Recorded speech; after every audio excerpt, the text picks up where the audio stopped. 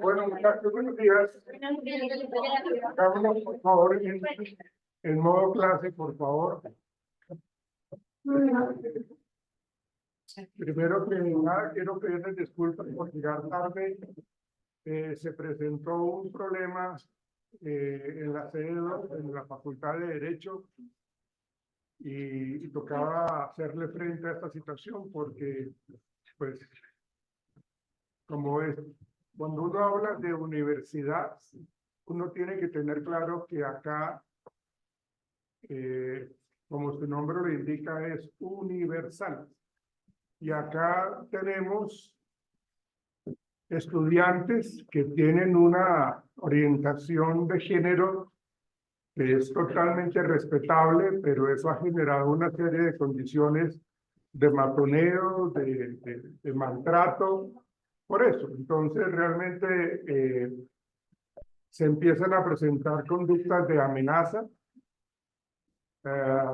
citando a que nos encontramos afuera y nos partimos la cara.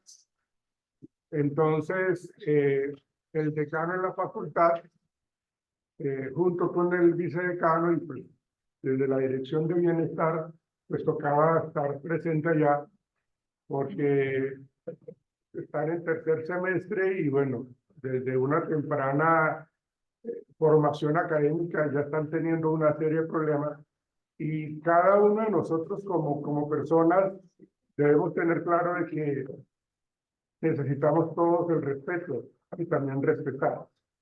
Y eso llevó entonces a que se empezara un proceso disciplinario, y ustedes no me lo están preguntando, pero todo ese tipo de cosas son muy repetitivas acá en la universidad, porque se ponen a generar, perdóneme la palabra, chismes, y eso genera entonces escozor, genera problemas, y terminan de verdad o la gente renunciando a su formación académica, retirándose, o terminan de verdad agarrados.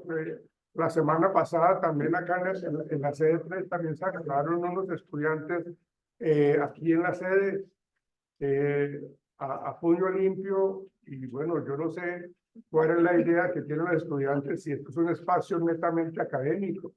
Y por eso hablo yo de la universalidad, porque acá tenemos la idea de la inclusión, ¿sí?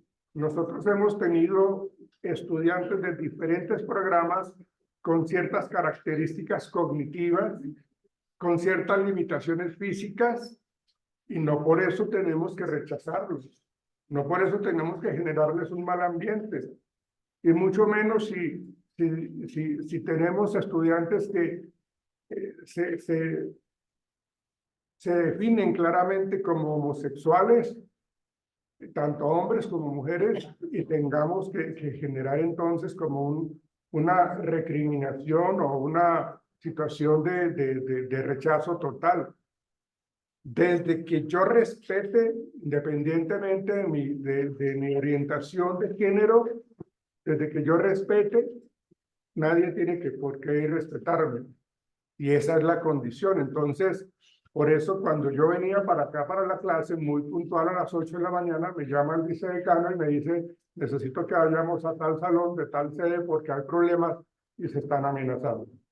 Y si uno no le para bolas a eso, Dios no quiera, estamos hablando de una situación más trágica que se convierte en algo penal, ¿ya? Entonces, por eso, nuevamente, mil disculpas porque no me gusta ser incumplido. Bien, muchachos,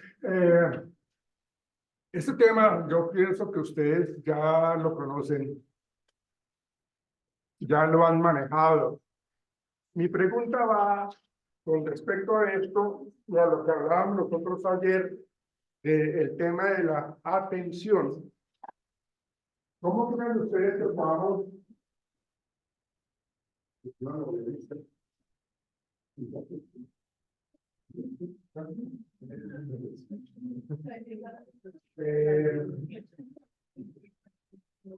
¿Qué relación puede existir el tema de la atención con la motivación? ¿Qué creen ustedes si es que existe o no relación entre motivación y atención? ¿Qué me dicen ustedes? ¿Qué me dicen ustedes, muchachos? Atención y motivación. ¿Cómo se vinculan? Dime, por favor. Pues yo pienso que, como lo vimos ayer, de acuerdo a los diferentes tipos de atención que tengo, por ejemplo, si yo tengo una atención sostenida. Perdónenme, muchachos, hagamos silencio porque allá se escucha rumores y no dejan prestar atención. Entonces, por favor, atentos a la clase. Gracias. Pues, de acuerdo a lo que vimos ayer, siento que los diferentes tipos de atención se ven muy correlacionados con la motivación. Por ejemplo, la atención sostenida o la atención focalizada. Si yo tengo una atención focalizada en algo que es de mi total interés, seguramente mi nivel de motivación va a crecer. Y si yo empiezo a hacer algo que necesariamente para mí es placentero, entonces claramente mi motivación va a crecer. Si yo tengo una atención alterna, por ejemplo, estoy haciendo una cosa pero estoy haciendo otra o me distraigo con facilidad, seguramente mi nivel de motivación no va a ser el más óptimo. Entonces creo que sí hay una relación directa. Okay. Pero ¿qué irá primero, la motivación o la atención? Dígame, los que están de acuerdo con que la motivación va primero que la atención. Dígame por qué, señorita. Porque yo no estoy motivada a algo, pues no le voy a poner atención. Como por ejemplo, ya nosotros nos gusta estar en la relación para aprender, pues le prestamos atención.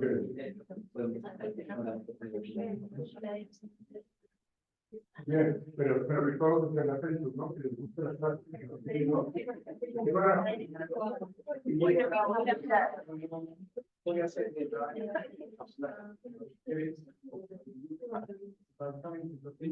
Sí, claro.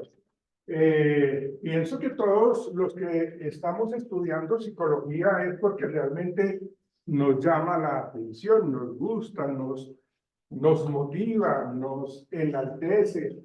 Quiero ser un muy buen psicólogo, quiero ser muy bien, un buen conferencista motivacional, quiero ser un coach, quiero ser un emprendedor, bueno, una gran cantidad de cosas. Y de acuerdo a eso, estamos hablando de que, y ahorita vamos a mirar, la motivación como ese punto de partida que nos genera a nosotros como o mayor atención o menor atención.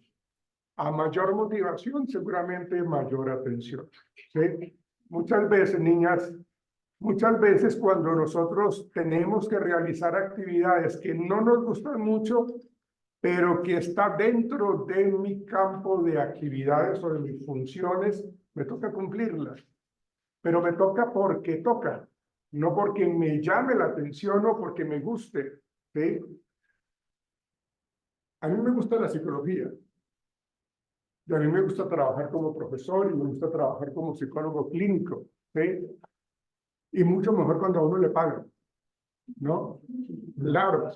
Pero miren esto, o sea, me están pagando por algo que me encanta. Pues aún mucho mejor todavía, gracias. Sí. Es algo que genera esa satisfacción plena. Sí, estamos generando una motivación intrínseca correcta, una motivación que me permita a mí generar buenos resultados de acuerdo a ese aprendizaje. Lo malo es el ruido. No sé si a ustedes les molesta el ruido. El ruido de...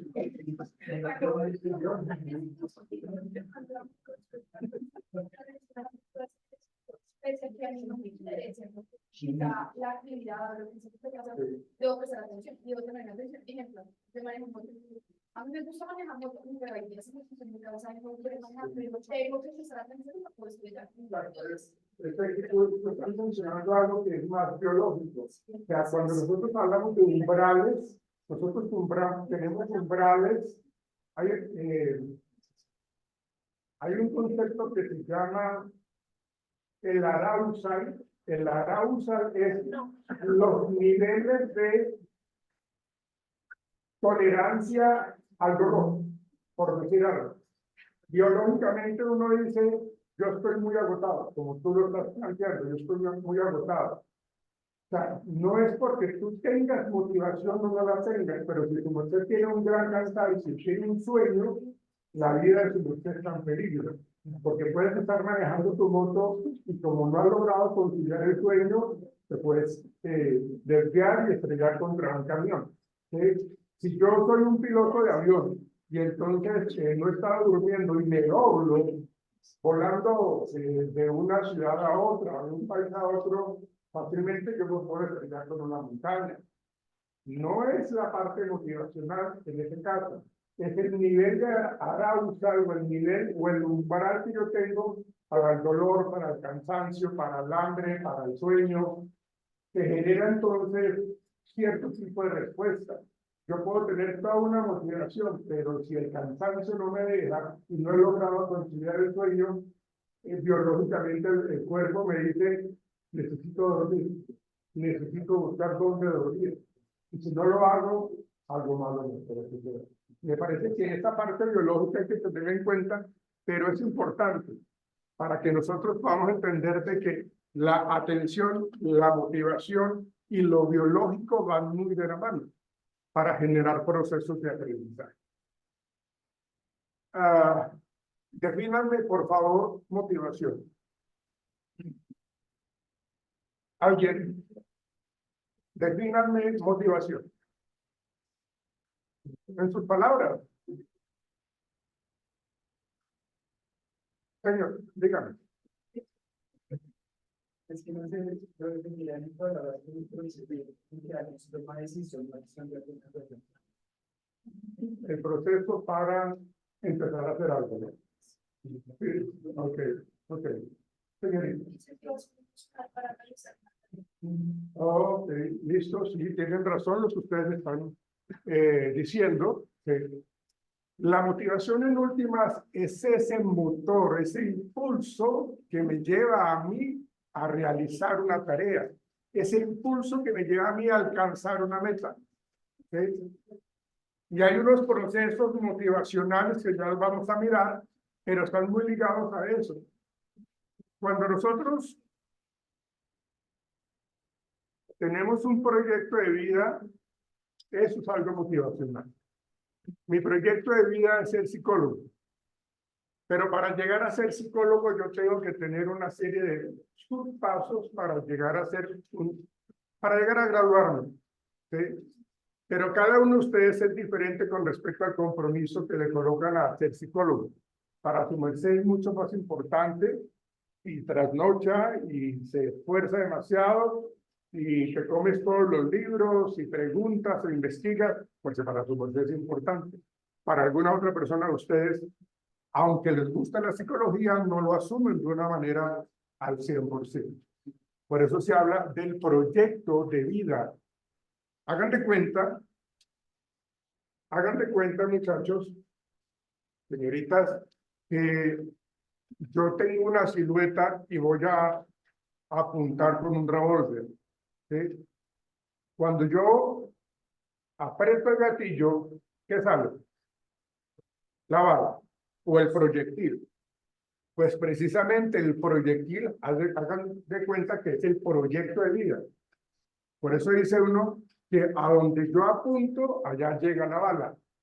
Proyectil es de que yo tengo esa visión y allá tengo que llegar. Ese es el proyecto de vida. ¿Ven? Y el proyecto de vida a nosotros nos va a requerir muchísima atención. Pero también en el camino vamos a encontrar una gran cantidad de obstáculos que es necesario saber manejar. ¿Sí? Pero no tenemos que pasar por encima de todo el mundo para llegar a ese proyectil o para llegar a ese proyecto. Tenemos que generar conductas funcionales, adaptativas para lograr las cosas. Pero vuelvo y digo, o sea, si para mí es más fácil hacer alguna o tener una conducta deshonesta y me voy por el lado oscuro para llegar al objetivo, lo puedo hacer. Pero, ¿cómo lo estoy haciendo? Estoy pasando por encima de toda la gente. ¿Sí? Ahí hablamos nosotros del libre albedrío, estamos hablando de la libre elección, de cómo actuamos nosotros. ¿Sí? Logré graduarme como psicólogo, pero yo pasé plata por debajo de cuerda para hacer el proyecto de grado. Yo hice copias de los parciales. ¿Sí? Yo fui muy holgazán en los trabajos durante todos los semestres. ¿Sí? ¿Ven? Yo sé que eso es incorrecto, pero lo hice. ¿Ven? Entonces, fíjense cómo la motivación que yo tengo puede ser algo que me genera a mí una serie de conductas, pero esa motivación muchas veces me lleva a mí a tomar decisiones incorrectas en cuanto a lo ético y a lo moral. ¿Sí? Y esa parte ética también es muy importante tener en cuenta, porque aunque nosotros sabemos de que eso está mal manejado, lo seguimos haciendo. Entonces vamos a mirar este tema de la motivación. Desde esa perspectiva psicológica, ok.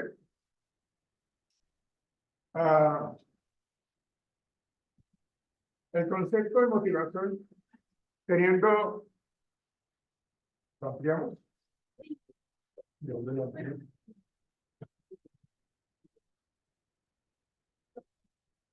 ¿Dónde lo ampliamos? No se puede llamar.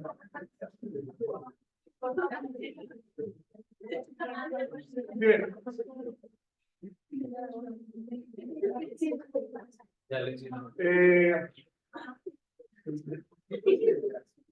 ¿Cómo relacionamos el tema del conductismo con la parte motivacional? Fíjense que cuando hablamos de la introspección,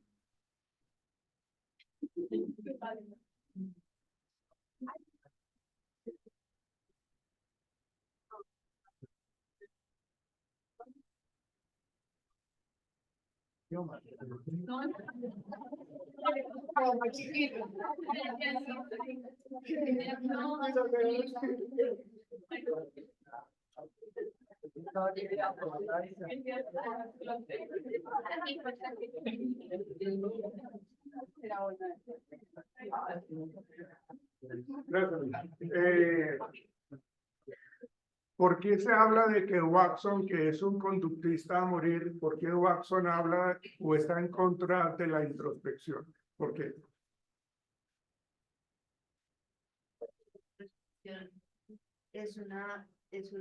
Con el del conductismo no existe tal cosa, existen conductas privadas, pero no existe algo como la introspección.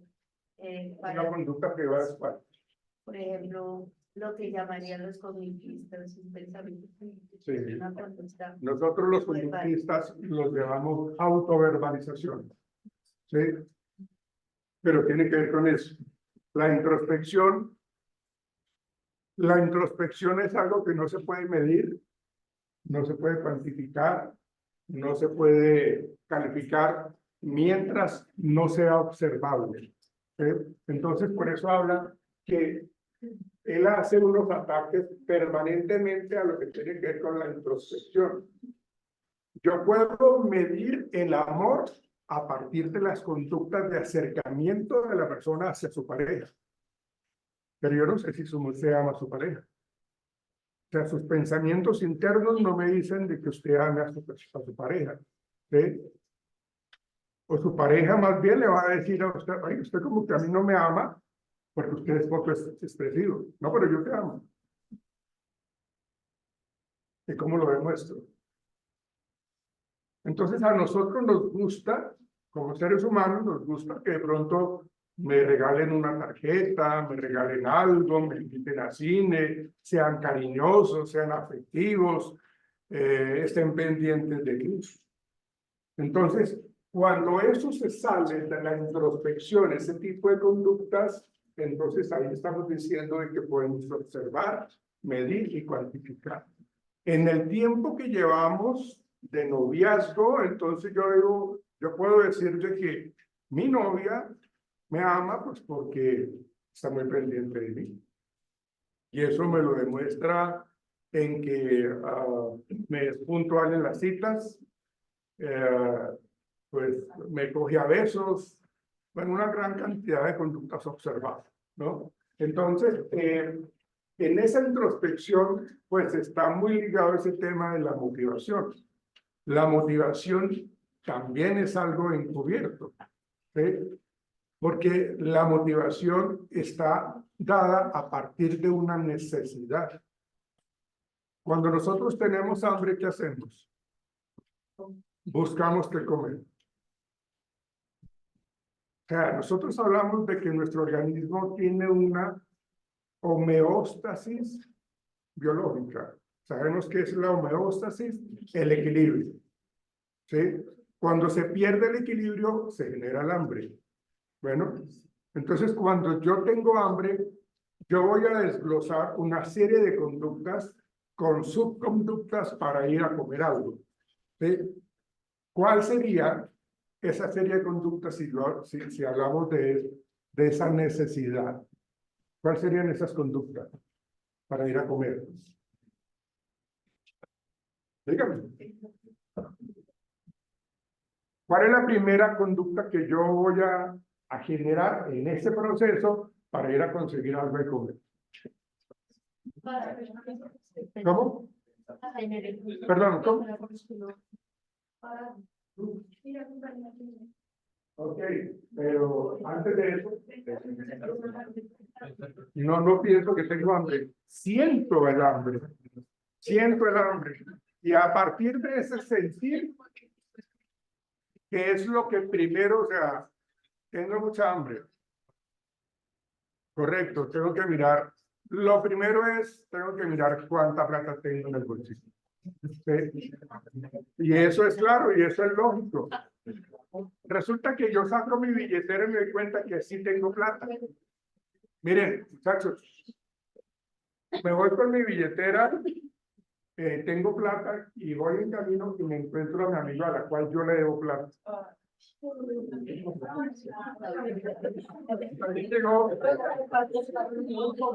Hasta ahí llegó ese ciclo de cumplir esa necesidad.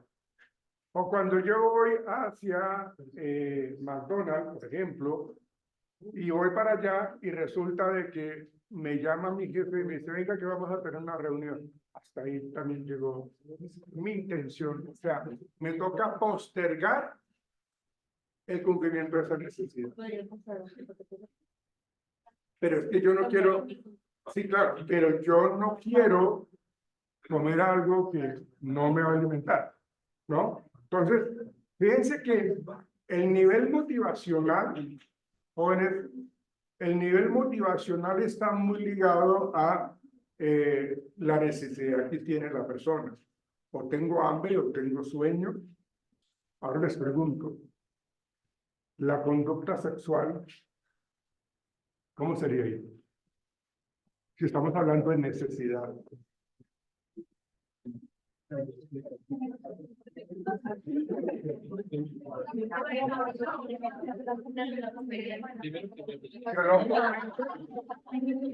Biológicamente es algo necesario.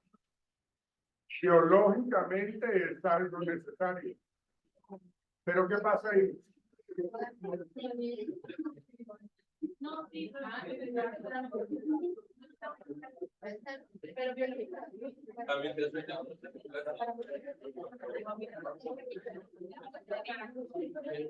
¿Qué dicen, muchachos?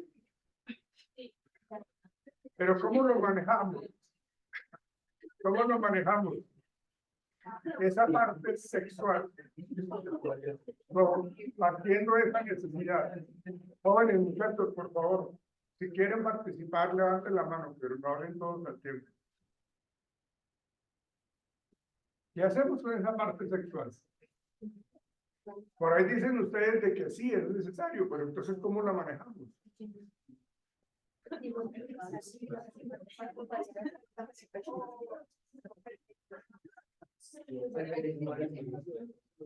¿Qué nos diría Sigmund Freud?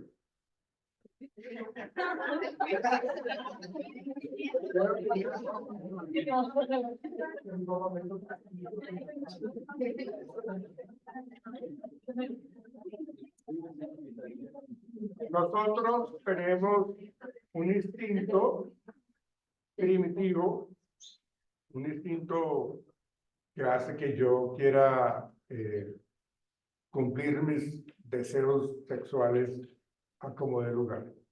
Eso es lo que me dice Sigmund Freud en el desarrollo de esa estructura mental. ¿Sí? Entonces, ahí estamos hablando de que hay algo que se llama el eros, el tánatos, según lo que dice Sigmund Freud, pero la sociedad nos controla. ¿Sí?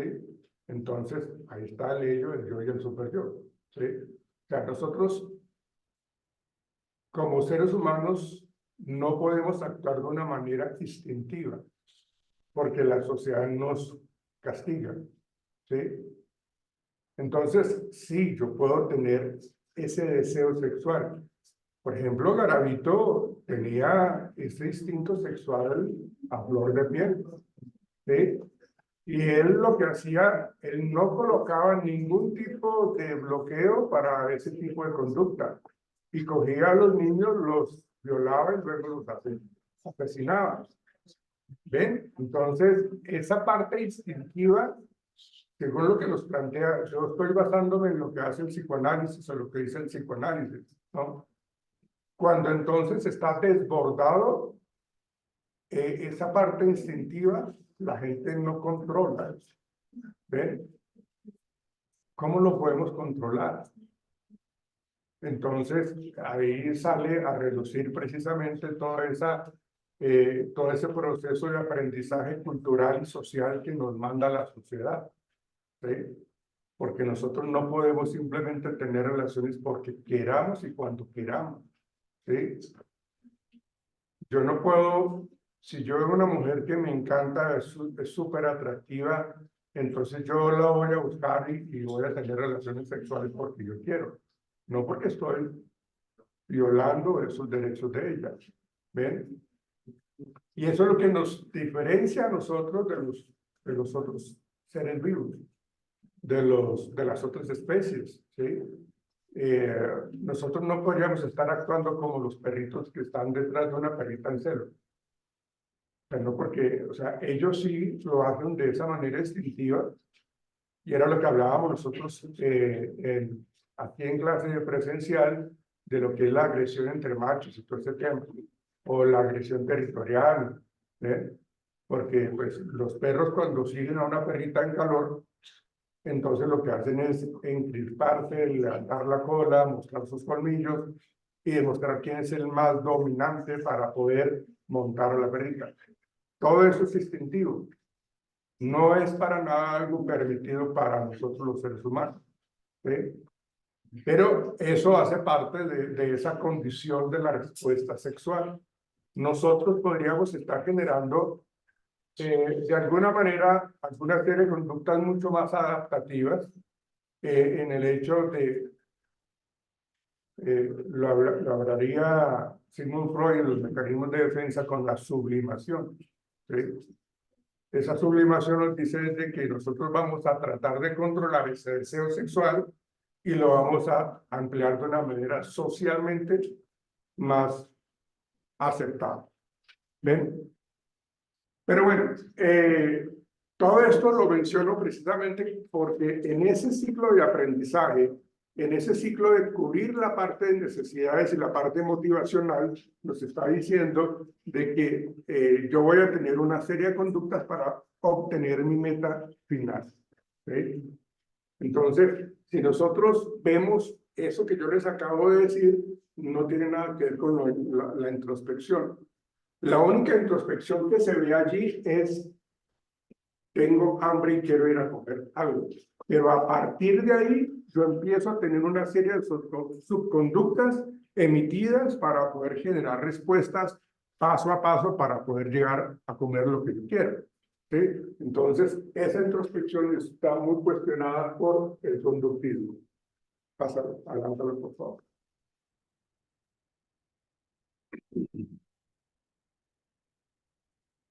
Dentro de este proceso incluimos tanto la reacción condicionada de tipo clásico estudiado por Pablo, acuérdense del condicionamiento clásico que nos plantea Pablo y que también lo mencionamos nosotros un poco cuando vemos nosotros el hecho de que para que el perrito salive tiene que tener hambre. ¿Sí? O sea, es una condición natural del cuerpo, del ser vivo, en donde para poder responder a una situación debo tener yo hambre. ¿Sí? Entonces es lo que nos está planteando con ese tipo de condicionamiento clásico planteado por Pablo. Y luego, lo hablábamos también nosotros en clases anteriores, del mecanismo y el ensayo-error para determinar cómo, de acuerdo a la atención, de acuerdo a la motivación, de acuerdo a la percepción, a la cognición que yo tengo, observo absolutamente todo lo que yo estoy viviendo en este contexto y digo, hice esto y me fue bien. Y entonces lo voy a replicar más adelante. Hice esto y recibí castigo, entonces esa conducta se disminuye. Entonces, cuando hablamos de ese condicionamiento instrumental, que está muy ligado a esos procesos motivacionales también, los vamos a relacionar con esas condiciones de ensayo y error. Los ensayos y los errores me permiten a mí generar aprendizaje. Yo me equivoqué y entonces tuve una sanción, pero eso me generó aprendizaje. Mal haría yo en volver a cometer ese error sabiendo que por haber hecho eso me sancionaron. Entonces, eso me genera a mí esa dificultad. Dale, por favor.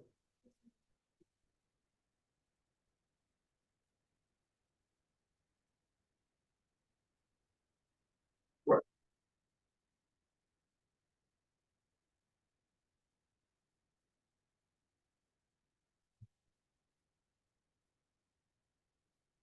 hay un ciclo de aprendizaje que tiene que ver muchísimo con esta tensión de impulsiones. ¿Sí? La impulsión es esa misma necesidad.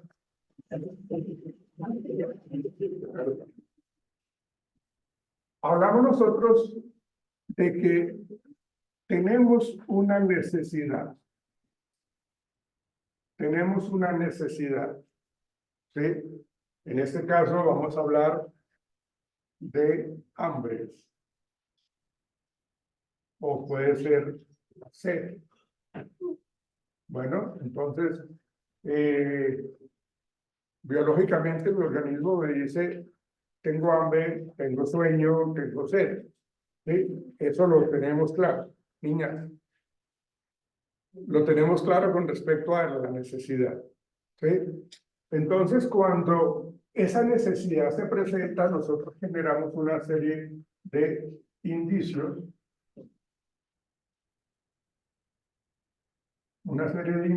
como parte de ese ciclo de aprendizaje motivacional, en donde yo, cuando hablamos de indicios, hagamos de cuenta, por ejemplo, yo quiero comerme una hamburguesa al corral. ¿Sí? Entonces,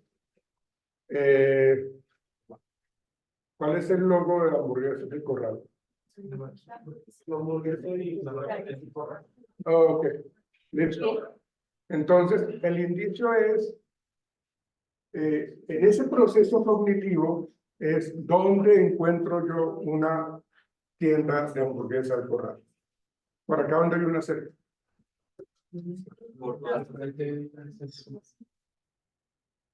¿En el San Martín hay también una? Sí. También. Ok. Entonces, los indicios me dicen a mí en dónde yo voy a poder conseguir eso que yo quiero comer. ¿Sí?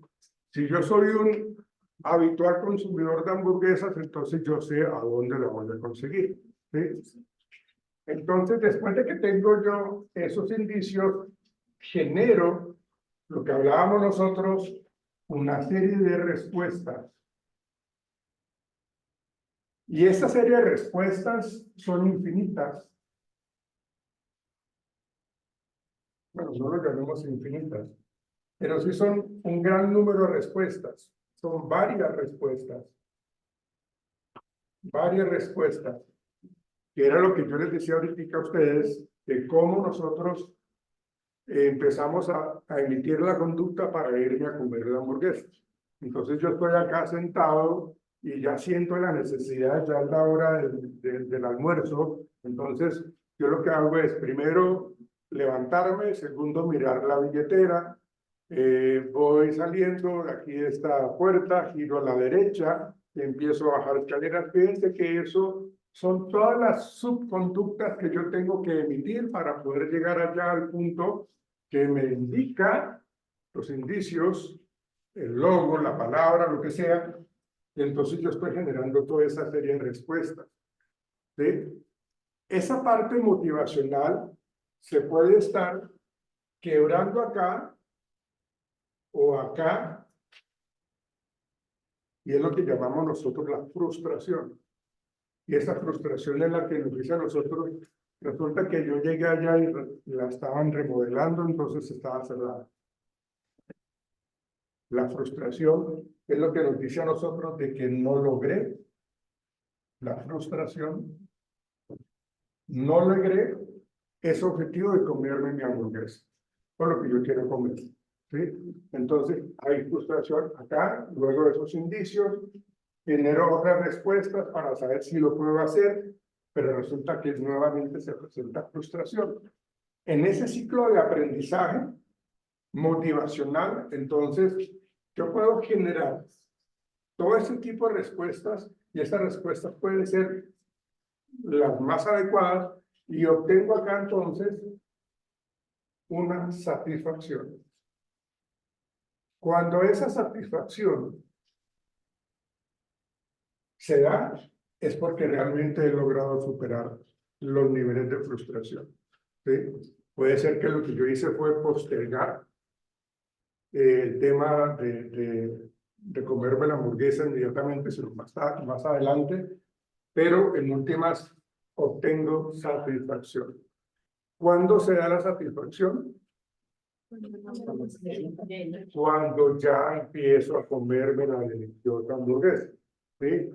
La deliciosa hamburguesa. ¿Sí? Cuando ustedes tienen la posibilidad, ustedes muchachos que están ahí, que ustedes están, digamos, con hambre ahorita, y ustedes terminan de acá sus clases y se van para sus casas y llegan a la casa, se van a la cocina, abren su refrigerador, su nevera, se preparan un sándwich, se preparan un jugo y se sientan y se comen su sándwich. ¿sí? Eso es algo que podemos hacer. Las personas que no tienen esa posibilidad, pues lo manejan de una manera diferente. Por ejemplo, los habitantes de calle, ¿sí? Ellos tendrían que manejarlo de una manera diferente, porque ellos la necesidad la tienen siempre a flor de piel, porque no tienen que comer, no tienen cómo pagar un alimento. ¿Ven? Entonces eso genera un nivel de aprendizaje o un ciclo motivacional, porque este ciclo motivacional es el que nos determina a nosotros qué tan rápido lo vamos a cumplir o qué tan lentamente lo vamos a cumplir. Seguramente estas personas que están en la calle tendrían muchas frustraciones permanentemente. ¿Ven? Entonces ellos lo que hacen es, para calmar esa sensación de hambre, es inhalar boxers, ¿sí? O consumir crack para mantenerse dormidos, y eso es un ciclo allí, y que obviamente se convierte en una adicción. ¿Ven? Y esa adicción los hace que generen entonces ahora otra serie de aprendizajes, pero más ligados a la adicción. Cuando ya su cuerpo le está exigiendo, venga, consuma más. Ese es el famoso dicho que dice que no, yo solamente consumí un poquito, ¿sí? Y esa sensación de satisfacción, de placer, va a hacer que consuma un poquitico más de lo que consumió anteriormente. Y así constantemente hasta que la misma sensación que sentía antes, para volverla a sentir, por eso yo hablo de la adicción plena, ¿sí? Cuando yo hablo de que quiero tener la misma sensación de placer, de euforia, por estar consumiendo droga, ¿sí? Entonces ya no necesito ese poquito, sino mucho más. Y como mi cuerpo se está habituando a ese nivel de consumo, a esa cantidad de consumo, pues entonces consumo más y más y más. Entonces, cuando yo consumía un poquito, ahora tengo que estarme metiendo un poco de droga para sentirme de esa manera extasiado, eufórico, uno de esos viajes bien plenos, ¿no? Entonces realmente genera pues unos procesos de aprendizaje que hacen que en este caso sea algo más biológico, porque estamos hablando de esa adicción. Pero cuando logramos la satisfacción, pues acá entonces ya volví a tener esa homeostasis, acá. O sea, ese desequilibrio que yo tenía, porque tenía sueño, tenía hambre o tenía sed, lo logré controlar. Y esto, por eso se habla que es un ciclo de aprendizaje, porque pues el que yo haya comido no quiere decir de que no tenga nuevamente hambre mañana. ¿Ven? Entonces ahí estamos hablando de esa tensión por impulsión. O sea, yo necesito tratar de aliviar un poco el hambre o el sueño que tengo, y lo voy a generar de esta manera para disminuir esa tensión. La tensión o este ciclo de aprendizaje nos habla de que hay una tensión o una necesidad. Se perdió la homeostasis, ¿no? Entonces generamos una serie de conductas para poder disminuir esa tensión por la impulsión. Y era lo que yo les estaba hablando, respuesta acertada, la que conduce a la gratificación o a la evitación de una situación desagradable, ¿sí? Entonces, yo lo que en últimas voy a evaluar constantemente si mi conducta es correcta o es incorrecta, me va a llevar a la gratificación o a la evitación. Bueno, y nos habla también de estos procesos de aprendizaje de condicionamiento, y que esto pues genera toda esa parte del estímulo, de la motivación, de la satisfacción, de todos esos procesos internos que tiene el ser humano. Dale, por favor.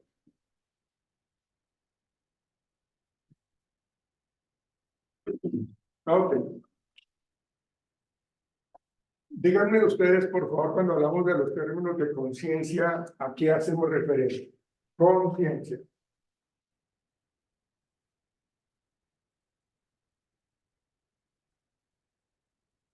¿Qué hacemos cuando hablamos de conciencia? ¿Qué hacemos referencia? ¿Cómo? Bueno, o sea, sí, lo podríamos entender de esa manera. Cuando se nos habla de eso es como la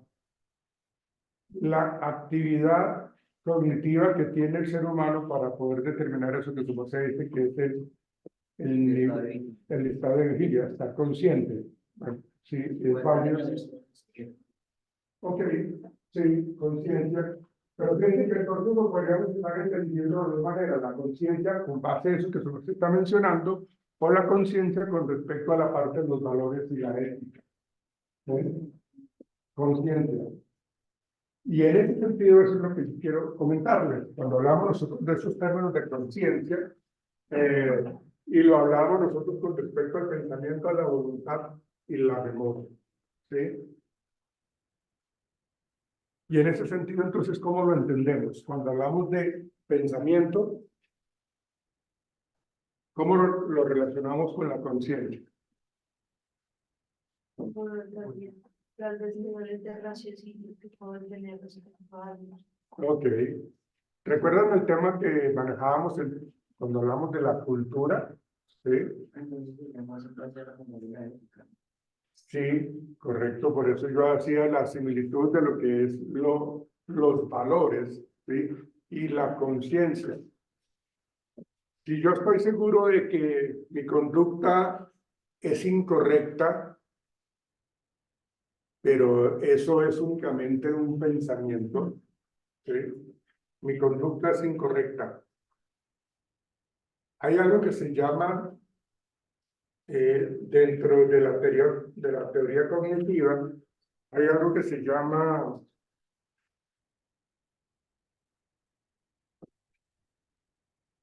me acuerdo, disonancia cognitiva. La disonancia cognitiva tiene que ver muchísimo con eso, el pensamiento. No concuerda lo que pienso con lo que hago. Sí. Cuando yo hablo de la conciencia y sé que estoy pensando en hacer algo malo, digamos que eso a mí no me juzga todavía. Me termina juzgando cuando ya actúo. Porque sé que eso que iba a hacer era algo incorrecto. Pero me ganó más mi voluntad, me ganó más mi conducta, entre comillas, pecaminosa, y lo voy a hacer. Pero antes era únicamente algo encubierto. No lo tenía como que que la sociedad me fuese a sancionar por pensar en, no sé, no pagar un producto que me robé no sé, de algún almacén. ¿Sí? O sea, lo pensé, pero no lo llevé a cabo. Eso está en el pensamiento. Ahí mi conciencia todavía no está siendo juzgada o castigada. Va a ser juzgada o castigada cuando yo llevo a la acción ese pensamiento. ¿Sí? Entonces, la voluntad que yo tengo de controlar ese tipo de decisiones, ¿sí? Me está determinando en que yo realmente me dejé influenciar por otras personas. Lo terminé haciendo. Bueno, y eso se quedó entonces en mi proceso de aprendizaje, en mi memoria. Y esos procesos de memoria nos dicen a nosotros, ojo, ¿qué aprendí yo de eso? ¿Sí? Si por casualidad yo fui descubierto, entonces eso tiene una sanción. Y por haber hecho eso, me llevaron, no sé, 2 años a la cárcel. Eso queda en la memoria. ¿Sí? Entonces, fíjense cómo el concepto de conciencia, digamos que absolutamente todos la tenemos, pero cuando nosotros la llevamos a que es un pensamiento, no tenemos problema. No me voy a lacerar por pensar cosas negativas. Pero cuando yo lo llevo a la acción, quiere decir de que yo estoy pasando por encima de otras personas, quiere decir de que no tengo un autocontrol para poder controlar las conductas incorrectas, y eso me genera lo que hablábamos nosotros ahorita, nos vamos.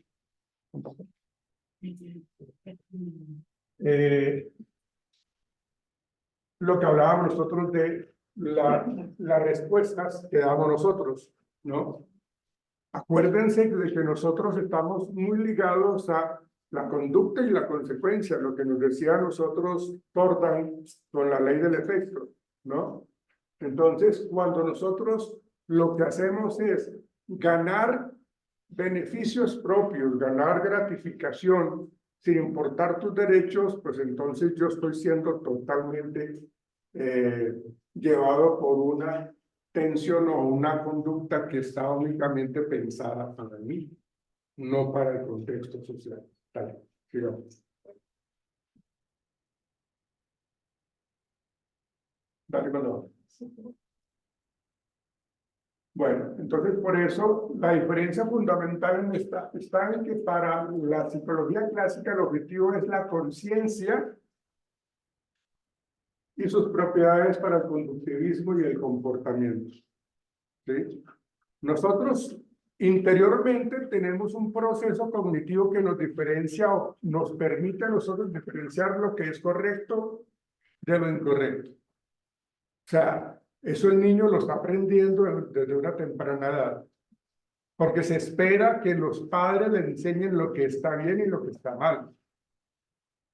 Bueno, entonces ahí esa conciencia está siendo generada y aprendida por esos contextos familiares, por esos contextos sociales, y nos llevan a tener una serie de comportamientos, ¿sí? Y esos comportamientos nos llevan a nosotros a tener unas respuestas que nos pueden estar afectando emocionalmente. Y todos esos son procesos internos, todos esos son procesos cognitivos que tenemos nosotros. Y esa misma conciencia nos lleva a tener una serie de comportamientos ligados a lo que es lo correcto, señor. Pero una pregunta. Dígame. ¿Cuál sería la diferencia entre sentido común y consciente? Definiendo las Digamos que el sentido común es una interpretación que tú tienes con respecto a hacer las cosas. O sea, ese es el sentido común. O sea, no tenemos como un juzgamiento, no tenemos como una crítica. El sentido común es porque todo el mundo lo hace, todo el mundo lo realiza. Es el sentido común. Pero entonces también es un poquito de conciencia, porque si lo vemos desde el punto de vista, no solo de que lo que viene siendo un proceso consciente viene a raíz de la cultura y todas las normas que existen en ella.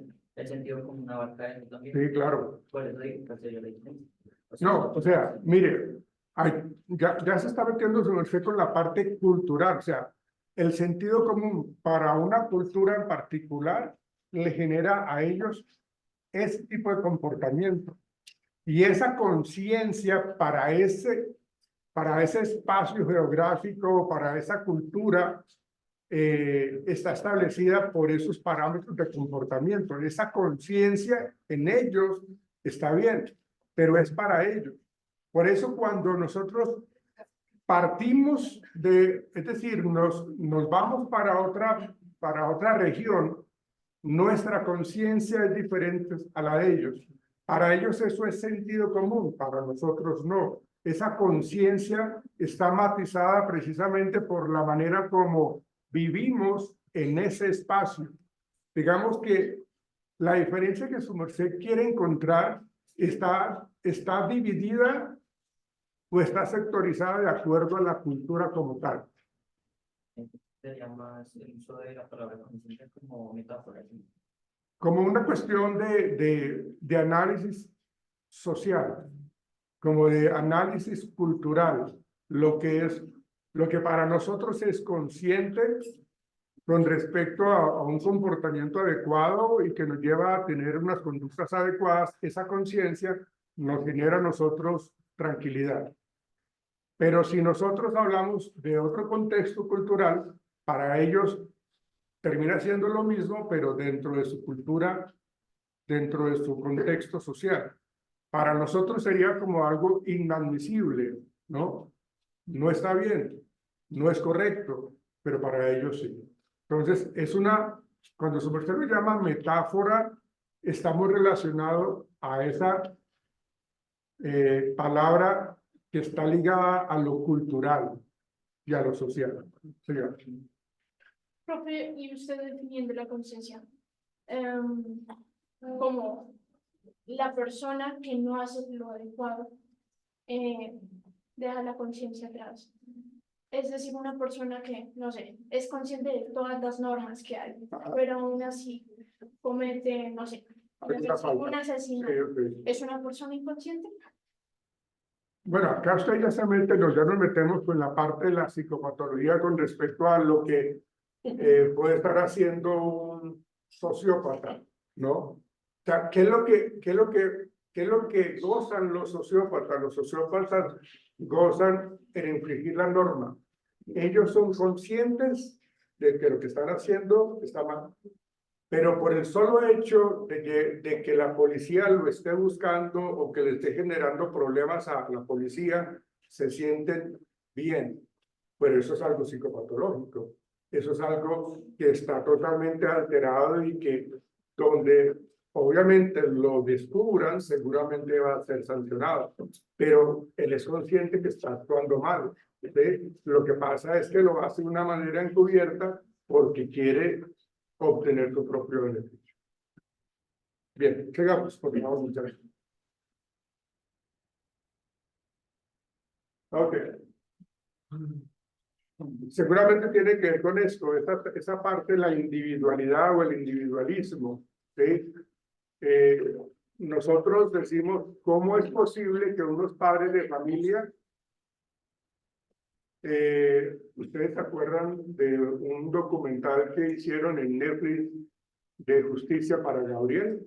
¿Ven? ¿Sí recuerdan ustedes eso? Si no, traten de... Bueno, yo no sé si todavía está en Netflix ese documental. ¿Sí?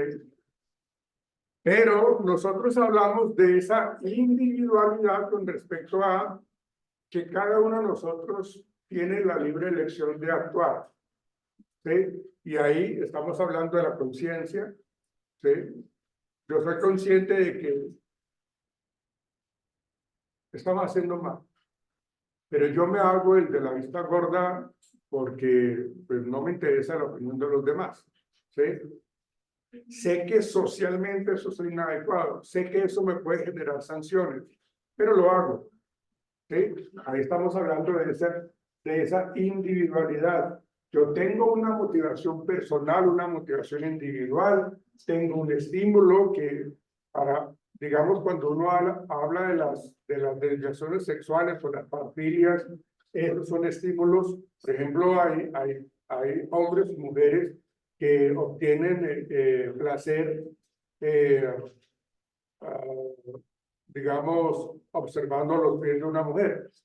¿Sí? Esos son fetichismos, esos son ese tipo de parafilias como tal. Entonces, son estímulos que son totalmente individuales. Está generando precisamente cierto placer en esa persona. Y ahí está relacionado el tema de la pulsión, que es lo que hablamos con este ciclo de aprendizaje. Y obviamente cuando hablamos de la deprivación, tiene que ver con que yo realmente no puedo estar generando ese tipo de conductas porque no está siendo aceptado socialmente. Bien. Podemos ver, muchachos. Mañana continuamos con este tema de la motivación.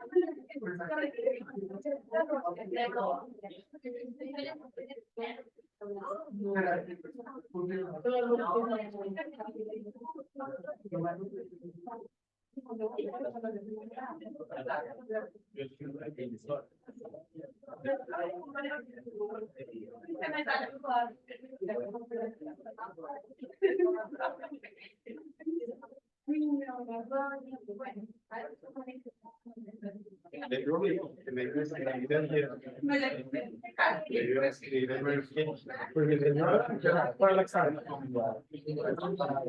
Pero debe estar creando una o sea, fue un clase virtual y después de ahí me ocuparon la clínica porque ayer le dieron salida. Ah, sale, eso me fue. Sí, ayer mismo le dijo salir. No, ellos lo operaron antes de ayer. El viernes.